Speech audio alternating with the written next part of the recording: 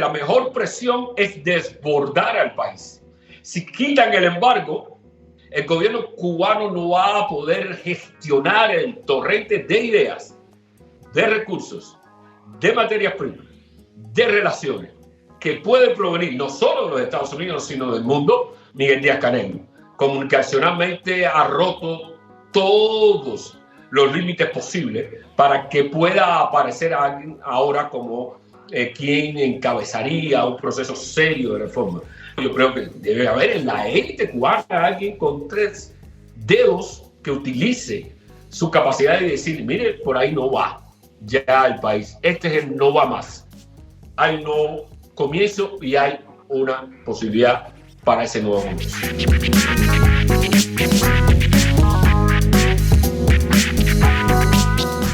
He tenido la oportunidad de conversar con Manuel Cuesta Morúa. Él es el presidente del Consejo para la Transición Democrática en Cuba. Y debo decir que además fue el primer invitado que tuvo esta plataforma hace años cuando comenzamos. Manuel es una persona absolutamente brillante, está en la isla y siempre nos ha descrito la realidad de los cubanos de una manera muy precisa y muy profunda. Manuel acaba de publicar un texto en el diario El País titulado "Los países cambian cuando alguien decide empezar de nuevo". Y hace propuestas tan contundentes como que para que el proceso de negociación entre Cuba y Estados Unidos, para que los cubanos puedan avanzar hacia una sociedad democrática, próspera, plural y todo lo demás, hay ciertas cosas que pudiéramos hacer ahora que yo diría que son controvertidas, pero también pienso que son contundentes y sobre ellas estuve conversando con Manuel. Una vez más, muchísimas gracias por estar aquí en nuestro programa. De verdad que siempre es un gusto y un lujo compartir contigo. Así que gracias por atender nuestra invitación.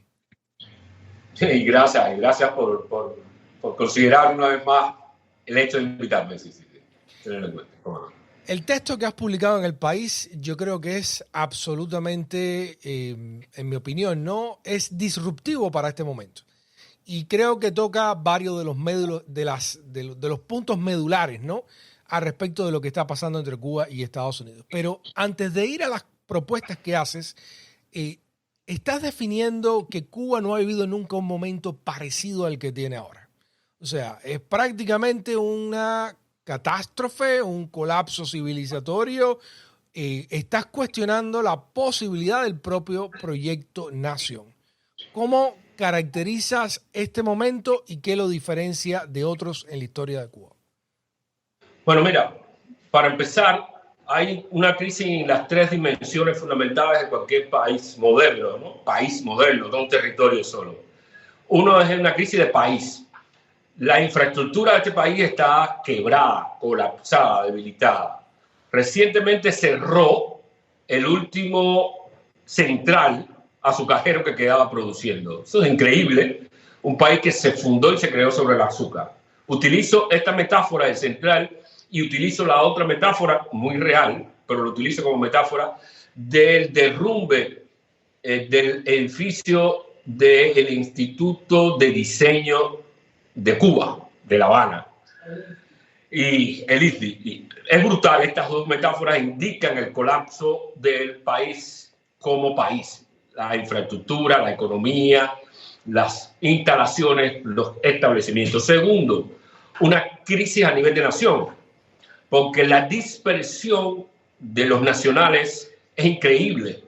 Es decir, la ruptura del hogar nacional en términos de acoger a todos sus hijos, padres y abuelos, es algo que quiebra la posibilidad y la continuidad si en las cuestiones del país de esta manera quiebra la posibilidad de reconstrucción.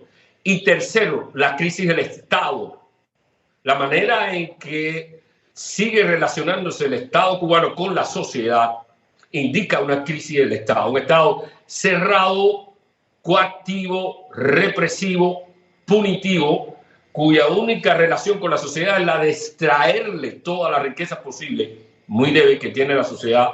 Y eso también comprende los cubanos. En estos 3 niveles se encuentra el país en crisis, en quiebra, y eso colapsa asoma, como digo en el artículo, el colapso del proyecto de nación tal y como lo imaginamos. En la historia de Cuba, como nación, esto nunca había pasado.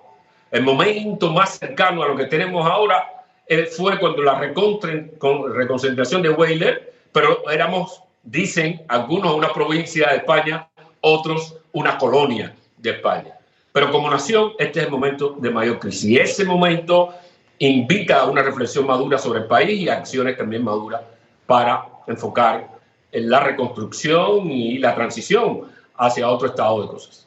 Yo creo que uno de los puntos que quedan claros del texto tuyo es que aparentemente ningún lado le puede ganar al otro. O sea, los modelos de presión de los Estados Unidos se han agotado porque si cuando van a alcanzar su objetivo, que es el colapso total de la sociedad, permiten que entre un buque de petróleo, entonces ni ellos están dispuestos a llegar a la conclusión lógica de sus propios mecanismos de presión.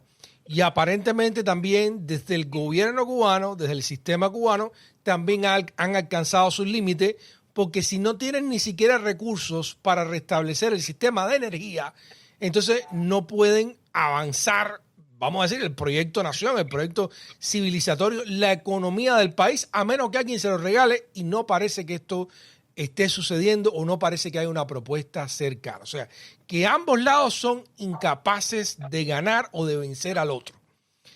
¿Cómo? Justo así. Exacto. ¿Cómo tú crees entonces que se pueda romper ese estancamiento? Y creo que una de las cosas interesantes que dice es que quizás ambos lados deban pensar, como aquel niño de la parábola de Salomón, ¿no? De que hay que pensar en el pueblo. Hay que pensar en el pueblo, no se puede picar al niño en dos, hay que pensar en su sociedad. Pero bueno, ¿cuál es en síntesis tu propuesta para salir de esta pelea de trincheras que parece que no tiene solución? Mira, recuperar racionalidad en los dos lados, simultáneamente. La negociación, incluso la prenegociación, la conversación ayuda en ese sentido, y eso es lo que estamos llamando y lo que estaría llamando, a que se dejen invadir por racionalidad política. Hay un lado de pragmatismo en el gobierno norteamericano que es el que permite a última hora que digan, bueno, deje que entre ese barco, porque no podemos implosionar a esa sociedad. Yo creo que ese es un límite y una llamada de atención propia en la dirección de que hay que buscar racionalidad. Lo mismo del gobierno cubano. El gobierno cubano debe entender definitivamente que tiene que poner racionalidad al proceso y parece entenderlo cuando acepta mínimamente dialogar bajo una presión de los Estados Unidos. Bueno, quitemos la presión y admitamos que la negociación, el diálogo es fundamental. Yo creo que eso es una manera de empezar a destrabar el asunto, de un llamado a la racionalidad. Pero por otro lado, la sociedad cubana misma debe presionar en ese sentido.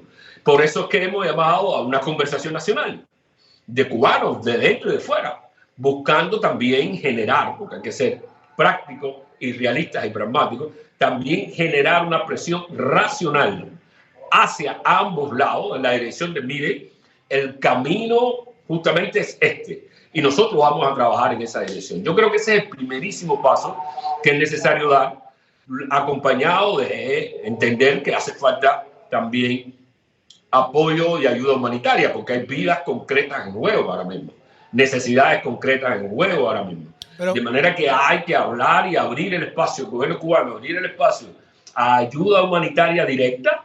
Ya ha habido un ensayo, un precedente de eso, incluso desde los Estados Unidos mismos, y la comunidad internacional, pues entender de que hay que presionar y abrir el espacio hacia una transición democrática y hay que ayudar básicamente también desde el punto de vista humanitario, recordándole al gobierno cubano de que no es para que se convierta en un estado de mendigos, un estado mendicante, que parece muy cómodo el gobierno cubano también en esa posición. Pero ese es el punto de arranque. Pero Manuel, ¿qué tú le dirías a esos cubanos americanos, por ejemplo, que apoyan la política de máxima presión y que piensan que ahora está cerca a caerse el sistema, ¿no? Ellos creen que debido al deterioro precisamente que has descrito de la sociedad cubana, está cerca de que ellos tengan que rendirse, de que los gobernantes cubanos tengan que rendirse y de que haya un posible cambio de élite política, porque yo pienso que la democracia necesita mucho más, necesita balances, contrapesos, pero muchos de estas personas que están aquí en los Estados Unidos, que han sido los que mantienen políticamente esta idea del embargo, creen que esto es un punto de quiebre, que es la mejor oportunidad que han tenido nunca, y pueden estar muy emocionalmente, no racionalmente, pero muy emocionalmente involucrados en esto, y de hecho yo lo veo y creo que es así. ¿Qué le decimos a estas personas? Que es el momento entonces de renunciar a esta política de presión, que es el momento en pedirle a Donald Trump, en lugar de que aumente una presión que aparentemente no puede él mismo llevar hasta sus últimas consecuencias porque deje entrar el barco, que es el momento de liberar este embargo, que es una de las cosas que propone en tu texto, de que tal vez este es el momento de levantar el embargo. Pero ¿qué le decimos a esa gente en Miami? Justamente eso, de que actores racionales en medio de la comunidad internacional no pueden llevar hasta sus últimas consecuencias su medida de presión, porque no hay manera de sostener la credibilidad, la legitimidad y las consecuencias de llevarlo a la última presión.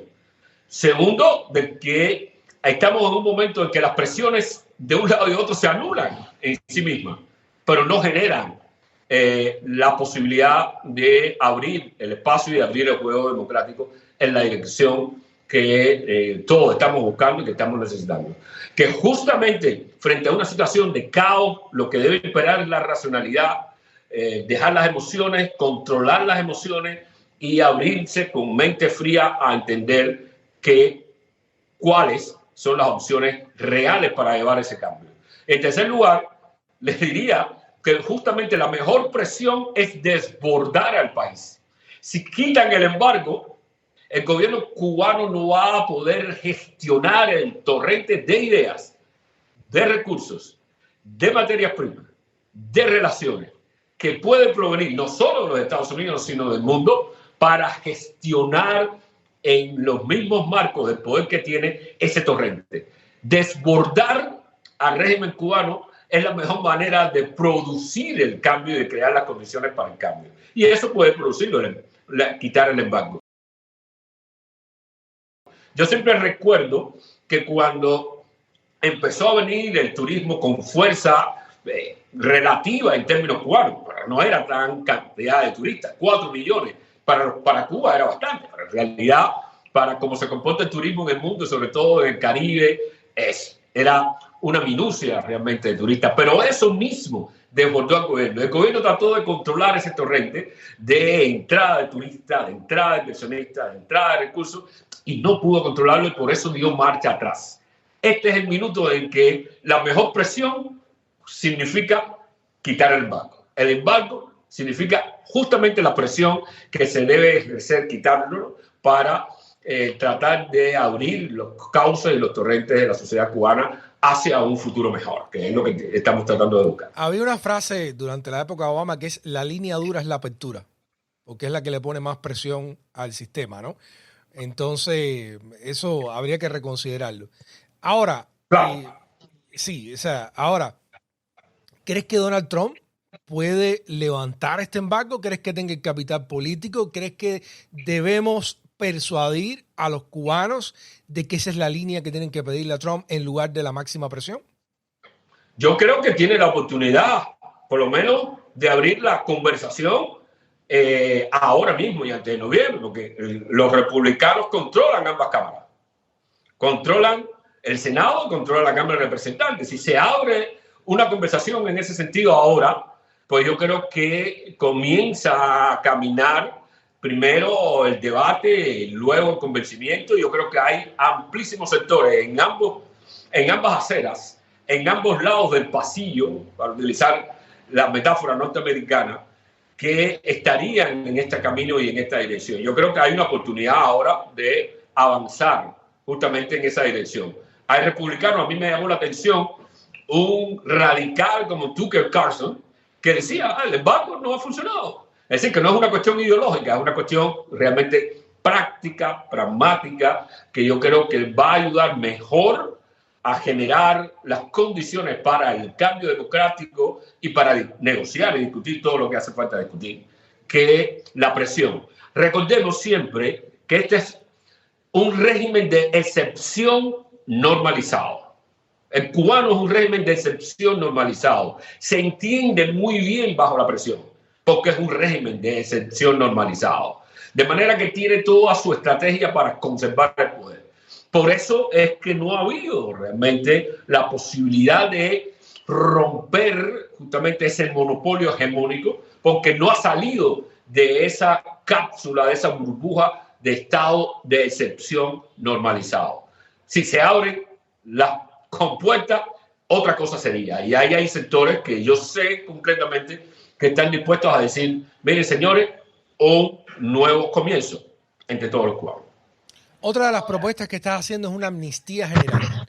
Esta amnistía general, según entendí el texto, involucraría a todas las personas que tuvieran algún tipo de vínculo con un delito político. Pero eso implica, por ejemplo, que ellos le dieran amnistía a los que tienen presos en Cuba por haber tomado acciones contra el sistema cubano, pero también implicaría darle amnistía, según entiendo, a los propios participantes o miembros del régimen cubano que pueden ser cuestionados por haber cometido delitos contra la población o contra la oposición, ¿no?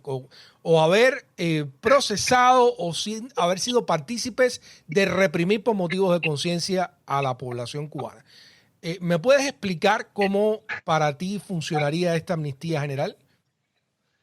Funcionaría del modo siguiente, y eso está, la propuesta nuestra del Consejo para la Transición Democrática, la propuesta de amnistía y despenalización lo contempla, pero es solo una propuesta.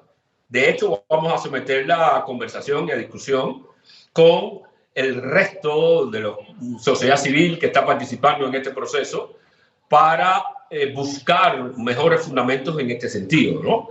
Pero lo que estamos diciendo concretamente es que la capacidad de determinar la culpabilidad de los que están en la otra acera de este conflicto la debe tener un tribunal independiente que establezca los criterios específicos de tipificación para juzgar a personas concretas, porque el límite, la credibilidad, la fuerza y la naturaleza de una justicia transicional está en que tú no mandas mensajes globales y de venganza hacia la otra parte por solo el hecho de haber estado en la otra parte. Se penaliza de manera individual a las personas que hayan cometido determinados delitos. Y eso corresponde a los tribunales determinarlo, investigarlos, saber hasta dónde, con los criterios de tipificación que se establezcan.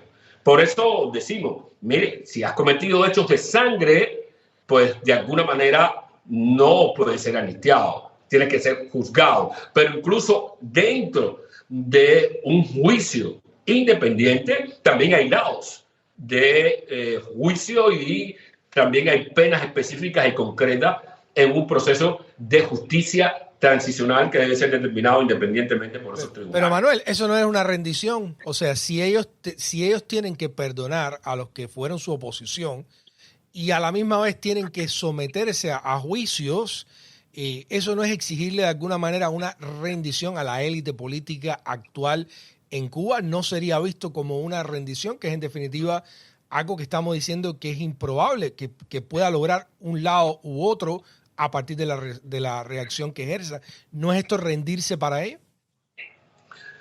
Probablemente algunos lo interpreten como rendirse, pero en todo caso hay un criterio mayor, que es el criterio de justicia y de nuevo comienzo y de reconciliación nacional. Porque el proceso mismo de amnistía no está separado del fin y de la premisa básica de que lo que estamos buscando es reconciliación nacional.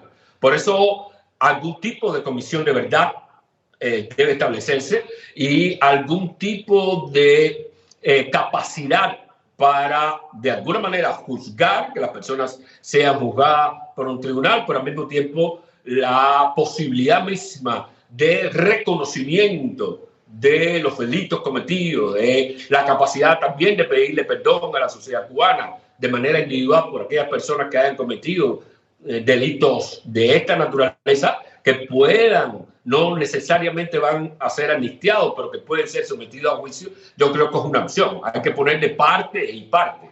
Lo que estamos mandando es el mensaje de que No te vamos a juzgar por haber estado dentro de las instituciones coercitivas. Te vamos a juzgar si dentro de esas instituciones coercitivas cometiste determinados tipos de hechos y la gravedad de tus hechos fueron tales y tales a nombre de lo que sea. Yo creo que aquí hay una opción y la otra parte tiene que caminar también en esa dirección, que es la parte del gobierno, para entender de que ese nuevo comienzo pasa por la justicia. Sin justicia, obviamente, no hay un nuevo comienzo. Sin perdón, con justicia no hay un nuevo comienzo. Y en ese sentido, también depende mucho del trabajo que hagamos con la ciudadanía, que hagamos con la sociedad. De hecho, vamos a abrir un espacio en el foro para que ya los ciudadanos empiecen a mandar sus mensajes, sus ideas, sus propuestas de cómo cree que debe hacerse la justicia transicional dentro del país. Y le estamos invitando a todos que lo hagan.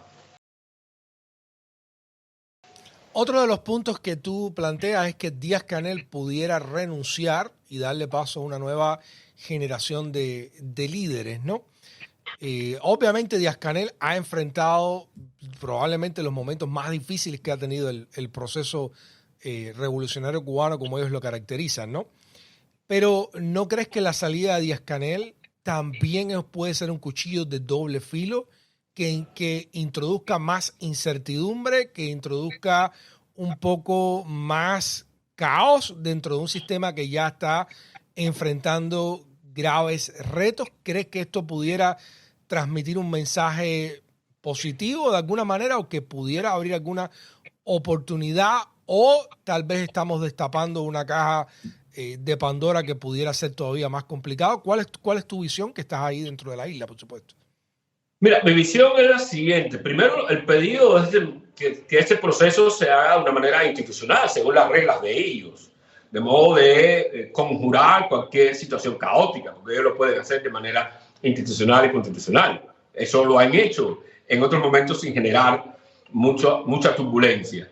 Pero en todo caso, es necesario para este proceso, es una condición necesaria y también una condición suficiente para que arranque este proceso, porque Díaz-Canel ya ha perdido cualquier brillo, legitimidad, credibilidad y mínimo de arrastre, ya no solo entre la sociedad cubana, que nunca lo tuvo, porque él fue designado, sino siquiera entre ellos mismos. Una persona que no tiene esa capacidad de credibilidad, legitimidad, de arrastre, de convencimiento y construir un relato y una narrativa en tiempos de crisis para salir adelante, no ofrece las garantías necesarias ni la confianza necesaria para un proceso de esta naturaleza para que arranque bien. Y creo que no es una cuestión personal, definitivamente es una cuestión de pensar en el país y en la nación, desde el Estado desde que están ellos mismos. Por eso avanzamos en esta dirección, porque obviamente hay sectores que creen que esto debe de alguna manera encaminarse de un modo racional, pero para eso se necesita mucha confianza, credibilidad y legitimidad, y eso no lo tiene a días de hoy, no lo tiene Miguel Díaz-Canel. Comunicacionalmente ha roto todos los límites posibles para que pueda aparecer alguien ahora como quien encabezaría un proceso serio de reforma. De hecho, ha salido en medio de la real negociación o supuesta negociación, ha salido a reafirmar con fuerza un discurso revolucionario, que el país está soñando, que el país está pensando, de que el país está contento. Eso indica que está totalmente aislado de la realidad del país. Y en ese sentido, si uno quiere involucrar a todos los actores, y debe involucrar a todos los actores, yo creo que podrían dar un paso al lado, tranquilo, eso no pasa nada. De todas maneras, al final de la jornada, todos tenemos que retirarnos del espacio. Hacerlo en un momento oportuno puede indicar cierta responsabilidad histórica. Díaz-Canel llegó a ese puesto porque fue, yo diría que quizás el sobreviviente de una generación que fue perdiendo sus cuadros. ¿Crees que todavía tengan a alguien que pueda sustituir a Díaz-Canel en una situación como esta? Ya no estoy cuestionando, o sea, hasta qué punto la figura de Díaz-Canel puede representar un liderazgo serio para un proceso de transformaciones más profundas, sino que si tienen alguien que sea mejor que Díaz-Canel, porque a lo mejor Díaz-Canel es el menos malo. Es una pregunta nada más. Claro, todo está abierto a la sorpresa, ¿no? Yo pienso siempre que lo que se necesita es un liderazgo, una dirigencia de transición. Y el gobierno tiene que mandar ese mensaje. Y en esa capacidad yo asumo que debe haber personas, no quiero adelantar nombres, pero deben haber personas con esa capacidad de negociar hacia una transición, de abrir ese espacio. Y ahí debe haber gente.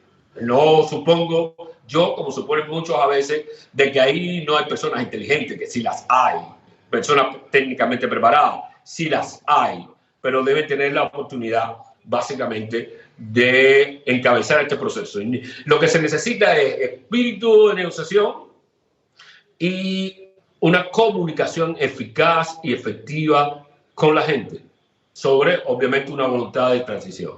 Y ese momento hay que construirlo. Estamos hablando del inicio de un proceso en que dos presiones se anulan, una sociedad sufre y el país necesita reconstruirse en esas tres dimensiones que te decía inicialmente. Como país, economía, infraestructura, know-how, conocimiento, habilidades. Como nación, reencuentro de la familia y modernizar un Estado que responda a los intereses de la sociedad. Esas tres dimensiones tienen que caminar y se necesita alguien con capacidad para hacerlo. No tiene que ser alguien con un super carisma. Puede ser una persona preparada técnicamente, bien amueblada técnicamente, con más o menos conocimiento de cómo funciona el mundo actualmente y que esté dispuesto a abrirse en ese proceso. Obviamente la salida de Díaz-Canel pudiera ser visto como una concesión fuerte, ¿no? También podía ser visto como una concesión fuerte pedir el fin del embargo. Tal vez ambas cosas deberían andar de la mano y no depender una de otra, ¿no? Estoy pensando en voz alta. Pero ¿crees que las concesiones, desde este punto de vista, deberían tener algún tipo de sincronicidad? ¿Deberían seguir algún tipo de correspondencia una con otra? ¿O no debería estar pensando en ningún lado? ¿Solamente los lados deberían estar pensando lo que le corresponde a ellos? Yo creo que debería haber sincronidad. Alguna sincronización. Es por eso que como que en el artículo lo que se trata es de ofrecer una matriz, pero tiene que haber un tipo de sincronización que indica la voluntad de caminar en una u otra dirección, en ese sentido, ¿no? Cada quien haciendo lo que puede controlar, definitivamente, porque también desde acá no se controla la voluntad política de Estados Unidos para quitar o no el embargo o mantenerlo. Simplemente es una decisión que tienen que tomar los Estados Unidos. Ese es el dominó trancado, que uno espera por el otro y nunca pasa nada.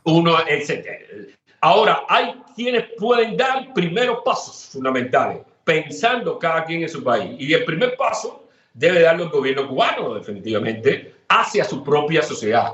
Ese paso tiene que darlo. Ahora acaba de indultar, o está en el proceso de indultar, a 2010 presos en Cuba. No todos presos políticos, el gobierno cubano no reconoce la prisión política. De hecho, lo que importa es que la gente esté en su casa y no en las horrendas prisiones de Cuba. Yo creo que esa es una manera de decir, estamos en el camino de, pero soberanamente, como lo han declarado, ¿no? Bien, los pasos tienen que profundizarse y debe haber una amnistía, porque no debe liberar o es que se convierte en escarcelar simplemente a la gente que se ha portado bien. Usted tiene que liberar a las personas porque, sobre todo los presos políticos, porque están injustamente presos. Al mismo tiempo, debe respetar su propia constitución. Cuando hablamos de despenalizar el ejercicio de los derechos, de alguna manera estamos diciendo hay derechos reconocidos en la constitución cubana, simplemente el gobierno no los respeta y no los garantiza. Y ahí tiene que resolver la contradicción entre el Código Penal y los artículos que van del 40 al 56 de la Constitución cubana. Porque allí se reconoce libertad de expresión, se reconoce libertad de reunión, de asociación, de manifestación, de asociación, digo, y de libertad de movimiento. Sin embargo, el gobierno cubano simplemente no lo respeta, ¿no? En esa visión que todos conocemos, dual del Estado. Para mis amigos, burlo la ley. La ley es para mis enemigos, ¿no? Y entonces, bueno, de pronto nos encontramos en esta situación. Esos pasos debe darlo el gobierno cubano. Quitar la presión sobre la sociedad, dejar que la sociedad civil cubana se articule en la práctica, en los hechos. El hecho genera el derecho y la sociedad cubana está explotando de una manera positiva en todas las direcciones, grupos de cultura, asociaciones de voluntarios, desde la religión, vecinos que se reúnen para repartir comida y ayudar a los demás, artistas que hacen lo suyo para también ayudar a los demás en momentos de emergencia. Eso es sociedad civil. Dejar que eso se reconstituya, yo creo que es una señal que el gobierno cubano debe hacerlo ya, en este minuto. Y esos primeros pasos no dependerían de aquello, son pasos voluntarios que podría dar el gobierno cubano y que nosotros estamos tratando de presionar en ese sentido.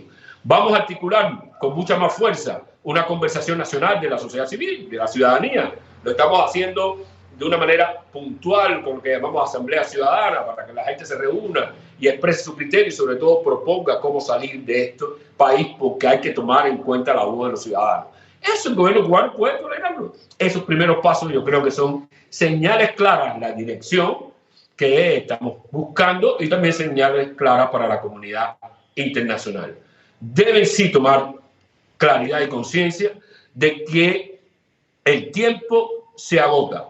Decía el amigo Joe García que los países van colapsando, pero no se destruyen. Y ponía el caso de Haití, ¿no? Bueno, el asunto es cierto en ese sentido, ¿no? Lo que pasa es que la capacidad de recuperación de la sociedad haitiana no se muestra, digamos, a ojos vista. Porque cuando se caotiza una sociedad, levantarla, sabes que es complicado. Cuando se caotiza un Estado, se puede arreglar porque las élites defienden mucho sus intereses, pero cuando se caotiza una sociedad es muy difícil volverla a reconstruir. Ese es el punto que hay que evitar en el caso de Cuba. Y en ese sentido yo creo que debe haber en la élite cubana alguien con 3 dedos que utilice su capacidad de decir, mire, por ahí no va ya el país. Este es el no va más. Hay un nuevo comienzo y hay una posibilidad para ese nuevo comienzo. Pero no pueden ellos tener un incentivo simplemente a esperar a navegar la tormenta, esperar que todo este foco de la administración estadounidense ahora en la presión y todo lo demás simplemente se agote naturalmente, porque se agotan, porque ninguna administración tiene un foco constante, porque no lo ha tenido Estados Unidos en 70 años, porque simplemente hay unas elecciones de medio tiempo en noviembre y hará unas elecciones presidenciales en el 2028. No tienen ellos un incentivo antes que ceder todas estas cosas o todo el poder simplemente a tratar de navegar la marea. Esa ha sido su práctica habitual, esa ha sido su filosofía habitual, ¿no? La de ganar tiempo y dejar que, bueno, la marea se calme, definitivamente. Lo que pasa es que ahora mismo la política de máxima presión del gobierno de los Estados Unidos hacia Cuba ha puesto de relieve muchas cosas. Ha puesto de relieve la incapacidad del gobierno para buscar soluciones de emergencia por sí mismo. Y eso es una crisis de Estado profunda, ¿eh? Ha tenido que depender de México. Pero también ha mostrado la incapacidad de la política de presión de llegar hasta sus últimas consecuencias. Por primera vez, también los Estados Unidos muestra que tienen un arma mellada. Obviamente, estamos de acuerdo, pero de todas maneras la política real de Cuba, las circunstancias reales de Cuba no dependen necesariamente y exclusivamente de eso, porque entonces el argumento sería, o la respuesta al argumento sería, bueno, esta situación es por la presión. No, esta situación es porque hay una crisis estructural en el país. Y yo creo que ya mucha gente se está dando cuenta de que por ahí no es. Que a pesar y contra la presión y al margen de esa presión, en esas 3 dimensiones del asunto, hay una crisis profunda del país que se alumbra ahora con mayor presión. Que un país como Cuba tenga la reserva de energía para 2 meses nada más, después de la presión, revela que en medio de cualquier otra crisis que no necesariamente responda a la presión, el Estado no está en capacidad de solucionarla y de resolverla. Eso todo el mundo lo está viendo. Por eso el gobierno cubano ha permitido algo así como que llegue incluso ayuda directa a la gente del enemigo, ¿no? Viniendo de los Estados Unidos. Justamente porque se ha revelado que no está en capacidad de eso. Yo creo que el valor de esta presión, más allá de que uno pueda estar en contra de esa presión, ha sido de poner de relieve lo que todo el mundo sabe, estructural, intelectual, institucionalmente, pero que ahora se ve en las calles. Y no creo que, aun cuando yo sé que los Estados Unidos, el gobierno cubano está pensando en las elecciones intermedias en los Estados Unidos, que se balancee, se reequilibre, que los demócratas vuelvan, pero no hay ya, después de esto, no hay una otra oportunidad para el gobierno cubano, independientemente de quién gane las intermedias en ese sentido. Porque la crisis es profunda, la crisis es real y ya hay gente que se está dando cuenta de eso. De modo que puede estar ganando tiempo, pero de alguna manera todo el mundo ya está sabiendo, incluyendo el propio gobierno, de que no está en condiciones y en capacidad de hacerlo. Y ahí el llamado a la buena voluntad, haz lo que tienes que hacer independientemente de los Estados Unidos. Hazlo como soberanía, no bajo presión. Y en esa dirección es la que nosotros vamos a trabajar y seguir presionando para lograr crear todo el clima y el ambiente necesario en esa dirección. Hay alrededor de, bueno, hay cientos de miles de cubanos aquí irregulares en los Estados Unidos. Una realidad nueva porque los cubanos siempre podían ajustar su estatus y ser residente aquí en los Estados Unidos por la ley de ajuste, pero bueno, la administración de Trump ha cambiado todo esto y es un grupo de personas que mencionas en tu texto también y básicamente le pides a la administración estadounidense que lo regularice y que les permita ser parte del futuro de Cuba, pero donde ellos quieran estar. O sea, si van a trabajar aquí en los Estados Unidos, pueden contribuir, si van a regresar después a Cuba, etcétera. Pero una de las prioridades de esta administración, y lo ha dicho Donald Trump, es la remigración. O sea, Donald Trump no solo quiere sacar a los irregulares de acá, sino llevando igualmente a las consecuencias de lo que implica el término de remigración. Quiere que comunidades migrantes ya establecidas en los Estados Unidos, incluso por generaciones, regresen a sus países de origen. Entonces, ¿crees que este pedido a la administración Trump de que de alguna manera permita que estos cientos de miles de cubanos permanezcan acá es compatible con la agenda de Trump? ¿Puede esto favorecer que siga atendiendo el tema de Cuba o puede ser un bloqueo quizás para mantener el lado o la participación de Washington en este diálogo? Mira, yo creo que el reconocimiento que ha hecho la administración norteamericana, sobre todo el mismo Marco Rubio, de que la realidad nuestra es a partir de la incompetencia de un modelo político y de quienes los dirigen, es un argumento a favor de por qué no debe enviar a toda la comunidad de cubanos allí que ha salido de ese régimen de incompetencia para tratar de rehacer su vida y ayudar a sus propias familias, que es lo que hacen la mayoría, ¿no? Y yo creo que si la administración vuelve al fundamento que lo plantea Marco Rubio en sus discursos, en sus relatos, en sus intervenciones, de cuál es el origen del problema de la inmigración, entonces yo creo que en el caso, como en el caso de Venezuela, en el caso de Cuba, puede haber y debería haber una excepción en ese sentido, ¿no? De no enviar mayoritariamente a toda una comunidad a su país de origen, en este caso Cuba, sino entender de que el proceso mismo que se pueda dar dentro de Cuba es el que puede abrir la posibilidad de esas personas, una vez reconstruida su vida ahí, de regresar. Hay que arreglar el país y, bueno, después los que quieran regresar, regresar. Yo creo que muchos cubanos estarían listos si el país se abre, se democratiza, ofrece garantía, ofrece estabilidad para todos sus hijos. Muchos cubanos, no todos, obviamente, pero muchos regresarían voluntariamente porque aquí se siente, como decía Carlos Alberto Montaner en algunas de sus declaraciones, ¿no? El cubano no es un bicho de emigrar, ¿no? Un bicho de su tierra, decía Carlos Alberto Montaner, y en eso creo profundamente. Hay muchos cubanos que regresarían si mejoran las condiciones. Y en ese sentido, mejorar las condiciones debe ser la prioridad, no obligar a los cubanos a que vengan acá, porque muchos quieren reunirse y reunificar con su familia. De hecho, nosotros vamos a redactar, tenemos el pacto, un memorándum con una argumentación hacia la administración norteamericana referida al tema de los cubanos que residen allí, que todavía no tienen un estatus rentable, ¿no?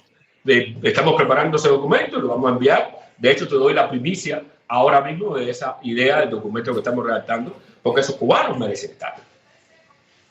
Manuel, pues vamos a concluir de esta manera. Suponte que ahora mismo estás en la mesa y a un lado tienes a Díaz-Canel, a Raúl Castro y a cualquier otro que pueda ser de los tomadores de decisiones en Cuba, y del otro lado tienes a Marco Rubio y a Donald Trump. Están ahí en la mesa contigo, todos sentados. ¿Qué les dirías? ¿Cómo tratarías de expresar tu punto y cuál tú crees que sería el mensaje que debería llevarse a esa mesa? A ambos lados les preguntaría, ¿puedo hablar? Si me dan la oportunidad, porque lo que quiero decir que son de un lado fuerte, si me dan la oportunidad, le diría al gobierno cubano, aquí hay una oportunidad histórica de empezar a reconstruir el país. Empecemos a hacerlo entre cubanos gradualmente. Le diría al gobierno norteamericano, nosotros hemos tomado la decisión de empezar un nuevo comienzo para este país, y todas las acciones y todos los cambios de política que ustedes pueden hacer en esa dirección van a ayudar a eso. Porque no solo por cuestiones ideales, sino por cuestiones muy pragmáticas, necesitan un país próspero, estable, que controle la migración y que colabore y que trabaje junto a la nación norteamericana en aquellos conflictos, en aquellos asuntos que simplemente por la cercanía son importantes para la estabilidad hemisférica y la estabilidad de ambos países. Ese sería mi mensaje. Muchísimas gracias, Manuel Cuesta Morúa. Gracias por tu activismo, gracias por tu trabajo, gracias por estar aquí con nosotros, y como siempre recordarte que esta plataforma es tu casa. Aquí tienes también un espacio siempre y cuando quieras compartir con nosotros o creas que hay algún mensaje importante. Si hay algo que no te pregunté, que quieras compartir con la audiencia, llamar la atención sobre ello, por favor. Simple y llanamente, de nosotros depende, de los que nos creemos ciudadanos y de los que lo somos sin creernos, para avanzar en la democratización del país. No depende de una fuerza externa, depende de nosotros los cubanos que viven en el exterior y los cubanos que vivimos dentro. Y la invitación es a trabajar ahora y aprovechar este momento, esta oportunidad en esa dirección. Esa es nuestra opción. Muchísimas gracias, Manuel. Un fuerte abrazo para ti. Gracias por la invitación. Otro para ti.